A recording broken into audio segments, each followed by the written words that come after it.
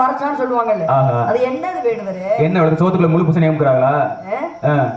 தெரியுமா சொல்லுங்க. இல்ல அதுக்குள்ள அமுக்குறாங்களான்னு கேக்குறேன். அப்படி கிடையாது. கணவன் மனைவி நடந்து போயிட்டு இருக்கும் போது சரி பூசணிக்காவை பாக்குறாங்க மனைவி.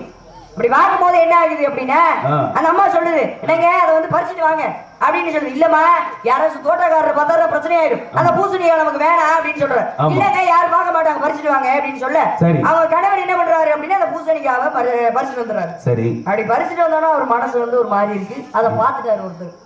அப்படி பார்த்துட்டாரு போது இதை என்ன பண்ணலாம், எப்படி மறைக்கலாம் அப்படின்னு சொல்லி ஒரு ஆளுகிட்ட வந்து ஆலோசனை கேட்கிறாரு. சரி அந்த பூசணிக்காவை எப்படி மறைக்கிறது அப்படின்னு சொல்லி கேட்கும்போது அவர் என்ன ஆலோசனை சொல்றாரு அப்படின்னா, ஏப்பா நீங்க என்ன பண்றீங்க, ஊருக்கே கூப்பிட்டு விருந்து போட்டுருங்க. சரி ஊருக்கே வந்து கூப்பிட்டு விருந்து போட்டுருங்க அப்படின்னு சொல்லி அந்த பூசணிக்காவை அறுத்து விருந்து போட்டாங்க.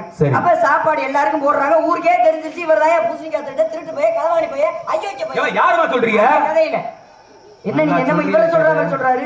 இல்ல கை இந்த பக்கம் நீளுது. எனக்கு ஜாடியே பேச தெரியாது. என்னது ஜாடியே பேச தெரியாது? உங்களுக்கு பேச தெரியாது? ஆமா. ஏன் பகவானே சிறப்பு சொல்லிட்டு இருக்கு. அப்ப என்ன பண்றாரு அப்படின்னா எல்லாருக்கும் வந்து ஊர்ல இருக்க எல்லாருக்குமே வந்து சாப்பாடு போடுங்க அப்படின்னு சொல்லி சொல்றாரு. அப்ப அந்த பூசணிக்காய் வெட்டி போட்டவனா வந்து சொல்றாங்க, எல்லாரும் வந்து சாப்பிட்டுட்டு சொல்றாங்க, ஏயா இவ்வளவு நல்ல மனுஷனா இருக்காரு, இவரா அந்த ஒரு பூசணிக்காவை திருட போறாரு அப்படின்னு சொன்னனாலதான் பூசணிக்காய்க்குள்ள சோத்துக்குள்ள பூசணிக்காய் மறைச்சன்ற பழமொழி வந்துச்சு. அது உண்மைதான்.